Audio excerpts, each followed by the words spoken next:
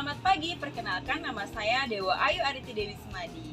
Saya adalah peserta PPG dalam jabatan kategori 2 tahun 2022. Saya adalah guru di TK Mandala Kumara, Denpasar Timur. Hari ini saya akan memaparkan video best practice saya dengan menggunakan metode STAR, situasi, tantangan, aksi, refleksi akhir, dan juga dampak. Tujuan yang ingin saya capai di dalam best practice ini adalah yang pertama, meningkatkan kemampuan anak dalam membedakan warna melalui kegiatan bermain menggunakan metode eksperimen. Yang kedua, meningkatkan kemampuan pembendaharaan kata anak menggunakan metode bercerita melalui kegiatan bermain boneka tangan. Yang ketiga, meningkatkan kemampuan motorik anak dalam menulis menggunakan metode bermain melalui kegiatan menulis di atas media pasir.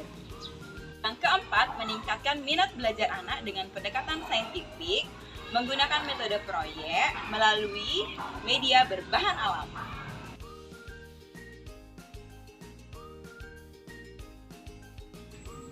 Pendidikan anak usia dini adalah upaya pembinaan yang ditujukan kepada anak sejak lahir sampai usia 6 tahun. Pemberian rangsangan akan membantu pertumbuhan dan perkembangan jasmani dan rohani sehingga memiliki kesiapan dalam memasuki pendidikan yang lebih lanjut.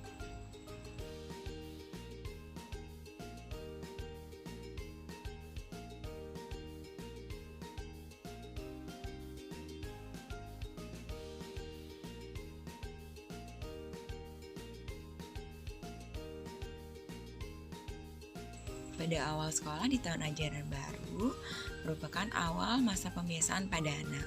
Saat itu terlihat beberapa permasalahan pada anak, yaitu anak belum mampu membedakan warna, lalu mengalami keterlambatan bicara, dan kurangnya minat dalam kegiatan menulis, serta motivasi guru dalam diri untuk merencanakan model pembelajaran yang inovatif, sehingga proses pembelajaran di kelas cenderung monoton.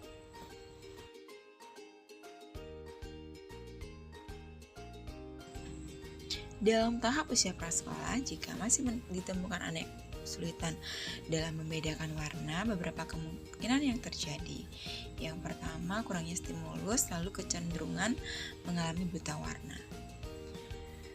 Dan untuk kondisi anak yang mengalami keterlambatan bicara, itu disebabkan dari faktor eksternal seperti kelainan kromosom dan faktor eksternal yaitu kurangnya stimulus dari lingkungan seperti komunikasi yang interaktif. Menurut Eka Nilawati, menggunakan metode bercerita dianggap mampu menstimulasi anak yang terlambat bicara. Hal tersebut dilihat dari dengan membawakan cerita kepada anak melalui pendengaran kemudian menuturkan kembali dalam bentuk lisan. Tentu akan menambah pembendaharaan kata anak. Lalu dilihat dalam kondisi anak kurang tertarik dengan kegiatan menulis. Itu disebabkan karena anak belum distimulus dengan metode-metode yang bervariatif. Kondisi yang menjadi latar belakang kurangnya motivasi guru untuk merencanakan model pembelajaran inovatif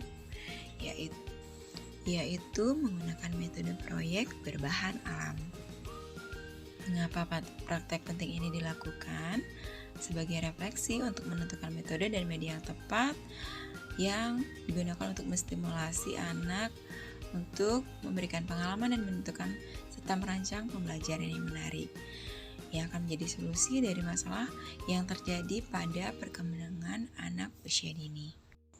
Sebagai guru, saya memiliki tanggung jawab untuk melakukan proses pembelajaran yang menarik dan menyenangkan untuk anak 4-5 tahun. Tantangan yang dihadapi penggunaan media, kerjasama orang tua, pemilihan metode dan media ajar, serta kurangnya inovasi dalam merencanakan pembelajaran yang inovatif. Terkait tantangan di atas, adapun pihak yang terlibat dalam kelancaran pelaksanaan, yaitu guru dan peserta didik itu sendiri serta rekan sejawat. Proses yang dilakukan dalam mempelajari metode yang akan digunakan dalam kegiatan, yaitu menyiapkan perangkat pembelajaran dan menyiapkan media yang digunakan sehari sebelum kegiatan. Jadi memang dipersiapkan untuk perangkat pembelajaran dan media yang tepat yang akan digunakan dalam pelaksanaan. Yang tujuannya tentu untuk memecahkan masalah yang dihadapi dan merancang perangkat pembelajaran serta menentukan kapan kegiatan akan dilaksanakan. Strategi yang saya gunakan dalam aksi 1 untuk mengatasi permasalahan anak yang belum mampu membedakan warna adalah menggunakan metode bermain, di mana saya mengenalkan kepada anak-anak berbagai macam warna bunga. Anak-anak sangat antusias dan melihat langsung berbagai macam warna bunga. Lalu saya ajak dalam berkegiatan, yaitu bermain cat air. Jadi anak-anak bebas mencampur warna dan mengetahui berbagai macam perubahan warna yang telah dicampur, sehingga akan menstimulus kemampuan anak dalam mengetahui berbagai macam warna. Dalam kegiatan ini anak-anak sangat senang karena dapat melihat secara langsung mengamati perubahan warna dan perbedaan warna yang telah dicampurnya. Ini merupakan pengalaman yang baru untuk anak-anak dalam proses pembelajaran. Strategi yang saya gunakan dalam aksi ini untuk mengatasi anak yang mengalami keterlambatan bicara, yaitu menggunakan metode bercerita dengan media boneka tangan. Saya memberikan beberapa cerita pendek tentang binatang, lalu mereka mengulang cerita yang telah saya berikan atau bacakan. Anak-anak sangat antusias memerankan tokoh dari boneka tangan yang mereka pegang. Nah, dalam kegiatan ini tentunya akan menambah pembendaharaan kata anak. Yang sederhananya, anak-anak sangat senang bermain. Untuk kegiatan menulis, anak-anak terkadang cepat sekali bosan dengan media-media seperti kertas ataupun buku. Jadi, di sini saya menggunakan berbagai macam media. Yang pertama ini menggunakan media kancing, di mana anak membentuk huruf awal, huruf J dengan menggunakan media kancing. Anak-anak sangat senang, antusias, dan merupakan pengalaman yang baru untuk anak-anak. Anak-anak juga berlatih sensori untuk memegang dari tekstur kancing tersebut. Nah, anak-anak yang sudah bisa juga membuat bentuk huruf yang lain. Tentunya kegiatan ini dapat menstimulus motorik halus anak. Lalu, untuk meningkatkan perkembangan motorik halus pada anak.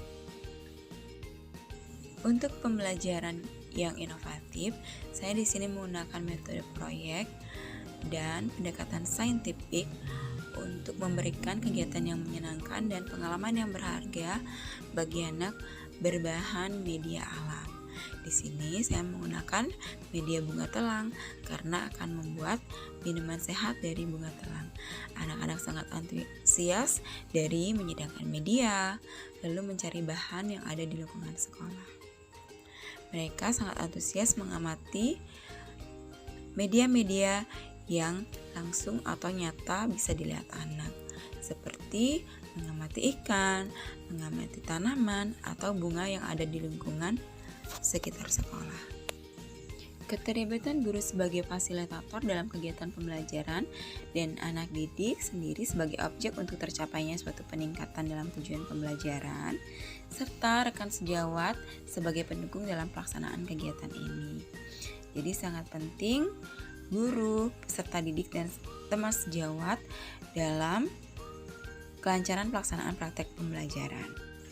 Sumber daya atau materi yang diperlukan untuk melaksanakan strategi ini yaitu perangkat pembelajaran, langkah-langkah pembelajaran, media, lalu media-media yang berbahan alam, benda nyata, serta sumber belajar yang digunakan melalui link. Respon orang tua dalam menanggapi kegiatan pembelajaran ini sangatlah positif. Anak-anak sangat senang dan antusias dalam mengikuti kegiatan yang diberikan oleh guru. Dan Siswa terlihat aktif berpartisipasi dengan teman-temannya. Nah, apa yang menjadi faktor keberhasilan yaitu metode dan media yang tepat yang digunakan dalam menstimulus berbagai permasalahan perkembangan pada anak. Secara keseluruhan, proses belajar sebagai bentuk catatan dan refleksi dari guru dalam pelaksanaan dan diharapkan dari pengalaman ini dapat menjadi rujukan atau sumber inspirasi bagi guru TK yang memiliki Demikian video best practice saya, semoga bermanfaat dan dapat membantu meningkatkan perkembangan pada anak. Terima kasih.